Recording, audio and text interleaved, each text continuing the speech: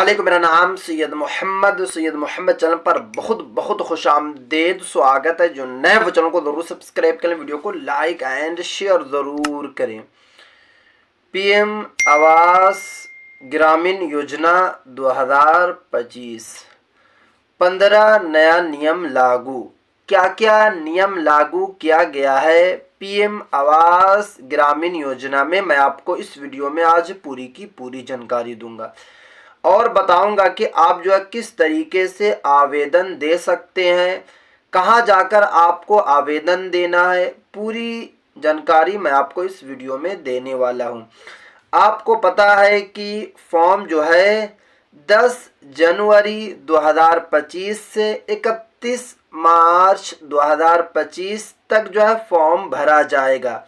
But form भरने से पहले आपको 10 नियम को जानना आपके लिए काफ़ी ज़्यादा ज़रूरी है, क्योंकि अगर आप नियम नहीं जानेंगे और आप जो है आवेदन डाल देंगे तो आपका आवेदन जो है उसे रद्द कर दिया जाएगा, आवेदन जो है रद्द हो जाएगा।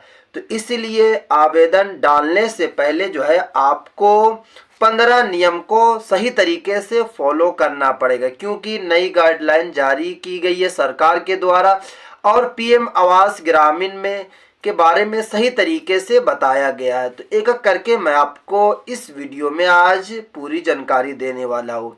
सबसे पहले मैं आपको बता देता हूं कि पक्का मकान बनाने के लिए सरकार जो है पैसा देती है, यानी कि जिनके पास जो है कच्चा मकान है या फिर फूस वगैरह का मकान है, उनको सरकार जो है पैसा देगी ताकि वो पक्का का मकान आसानी के साथ जो है बना सके।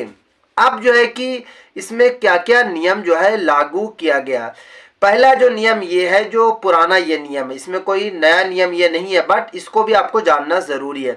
फैमिली में पक्का मकान नहीं होना चाहिए, यानी कि फादर या मदर या भाई बहन किसी के पास अगर पक्के का मकान है तो फिर आपको ये योजना का फायदा नहीं पहुंचने वाला है। तो इसीलिए पहले आपको देख लेना है। अगर सभी के पास कच्चा मकान है तो आपको आवेदन डाल देना है, आपका नाम जो है जुड़ जाएगा, आपके अकाउंट में पैसा आ जाएगा। ये पहला नियम आपको फॉलो करना पड़ेगा। दूसरा जो नियम लागू किया गया है कि 20 स्क्वायर फीट से ज्यादा मकान कच्चा का नहीं होना चाहिए। अगर आपके पास कच्चे का मकान है, बट अगर आपके पास बहुत बड़ा कच्चे का मकान है, तब तो आप जो है पीएम आवास ग्रामीण योजना का फायदा नहीं उठा सकते हैं, क्योंकि साफ साफ बताया गया है कि 20 स्क्वायर फीट से ज्यादा बिल्कुल भी नहीं होना चाहिए। तो आपको यह भी देख लेना है कि आपके घर की जो चौड़ाई या फिर लंबाई कितनी है। उसके बाद बताया गया है कि नंबर 3 पर जो नियम लागू किया गया है कि तीसरा नियम क्या लागू किया गया है, यानी कि डॉक्यूमेंट्स को लेकर बताया गया है कि आपके पास जो है ये सब डॉक्यूमेंट्स होना चाहिए, तभी आप जो है फॉर्म को डाल सकते हैं, आपके अकाउंट में पैसा आएगा। तो सबसे पहले अगर मैं डॉक्यूमेंट्स की बात करूं, जो इसमें बताया ये जा रहा है कि जाति प्रमाण पत्र आपके पास होना चाहिए। ये सब नियम हैगा, इसको आपको फॉलो करना पड़ेगा। अगर आपने इतना डॉक्यूमेंट्स में से एक डॉक्यूमेंट्स भी नहीं दिया ने, तो आपका पीएम आवास ग्रामीण योजना का आप जो है लाभ बिल्कुल भी नहीं उठा सकते। उसके बाद बताया जा रहा है कि पासपोर्ट साइज फोटो आपको देना है। उसके बाद नरेगा जॉब कार्ड यदि हो तो, अगर आपके पास नरेगा जॉब कार्ड होगा तभी आपको ज्यादा लाभ मिलेगा पीएम आवास ग्रामीण योजना का। और आपको पता है कि नया नियम भी लागू किया गया है कि हर व्यक्ति के पास जिनको पीएम आवास ग्रामीण योजना का लाभ उठाना है, उनके पास 100% नरेगा जॉब कार्ड होना चाहिए। उसके बाद वोटर आईडी आपके पास होना चाहिए, निवास प्रमाण पत्र भी आपके पास जो है होना चाहिए, तभी आप जो है फॉर्म को डाल सकते हैं। उसके बाद बताया गया है कि राशन कार्ड, अगर आपके पास राशन कार्ड है तभी आप डाल सकते हैं। उसके बाद है बैंक पासबुक आपके पास होना चाहिए। उसके बाद जो है कि आय प्रमाण पत्र ये भी आपके पास होना चाहिए, यानी कि इनकम सर्टिफिकेट। और जब भी आप इनकम सर्टिफिकेट बनाने जाएंगे तो आपको कोशिश यही करना है कि जितना कम से कम हो सके उतने कम की इनकम सर्टिफिकेट आपको बनाना है, क्योंकि ज़्यादा की अगर इनकम आप सर्टिफिकेट बनाएंगे तो फॉर्म तो आपका डाला जाएगा बट बाद में फॉर्म रिजेक्ट हो जाएगा। क्योंकि पीएम आवास ग्रामीण योजना का जो फॉर्म डाला जाता है तो बहुत सारे फॉर्म डालते हैं, लाखों लाख फॉर्म डाला जाता है बट सभी का पैसा नहीं मिलता है। वजह यह होती है कि नियम को वो फॉलो नहीं करते हैं, जो नियम में बताया गया जो जो डॉक्यूमेंट्स मांगा गया वो देते नहीं है, डायरेक्ट फॉर्म को डाल देते हैं या फिर ऑफलाइन किसी मुखिया या फिर जो है रोज जो सेवक होते हैं पंचायत में उससे डलवा देते हैं। तो फिर क्या होता है कि उनका अकाउंट में पैसा नहीं आता है, उनका नाम ही शो नहीं करता है। तो इसलिए मैं आपको बता रहा हूं कि डॉक्यूमेंट्स को आपको सही तरीके से तैयार पहले कर लेना, क्योंकि अभी आपके पास वक्त बहुत ज़्यादा है, क्योंकि मार्च तक ये काम चलेगा, तब आपको फॉर्म डालना, घबराने की बात नहीं है। उसके बाद बताया गया है कि आधार से लिंक मोबाइल नंबर भी आपको डाल देना है। जो नंबर आधार से लिंक होगा वही नंबर आपको डालना, दूसरा नंबर आपको बिल्कुल भी नहीं डालना है।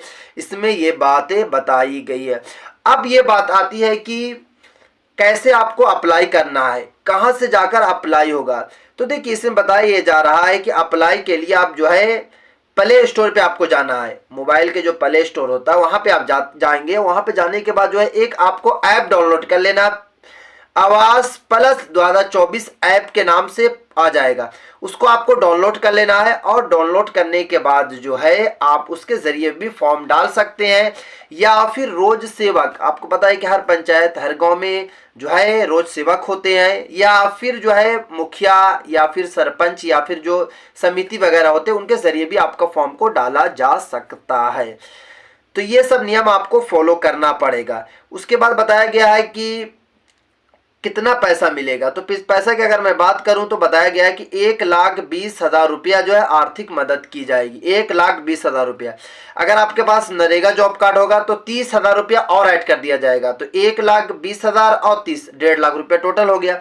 उसके बाद बताया जा रहा है कि मजदूरी के लिए जो आपको 18,000 रुपया दिया जाएगा, तो टोटल जो आपका हो जाएगा वो 78,000 रुपया हो जाएगा, 68,000 रुपया हो जाएगा। उसके बाद जो है आपको 12,000 रुपया और दिया जाएगा, टोटल जो आपका पैसा हो जाएगा वो आपका हो जाएगा 1,80,000 रुपया आपको टोटल पैसा दिया जाएगा। बट अगर आपको टोटल पैसा प्राप्त करना है, टोटल पैसा आपको लेना है, तो जो मैं आपको बताया हूं सेम उसको आपको फॉलो 100% करना पड़ेगा, क्योंकि अगर आपने फॉलो नहीं किया तो फिर बहुत बड़ी दिक्कतों का आपको सामना करना पड़ेगा।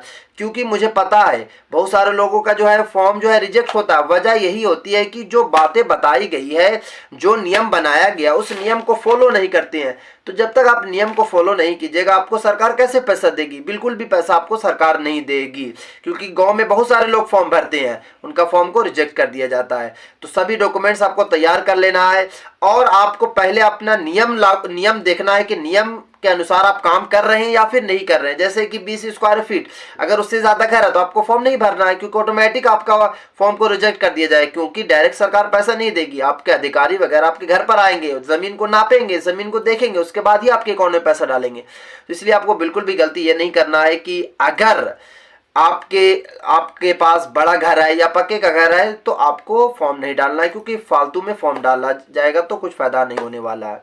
तो ये सबको आपको फॉलो करना है, क्योंकि 15 जो नियम लागू किया गया है, तो इसलिए सारे नियम को आपको फॉलो करना पड़ेगा, सारा डॉक्यूमेंट्स आपको देना पड़ेगा। उसके बाद आसानी के साथ जो है आपके अकाउंट में पैसा जो है सरकार डाल देगी।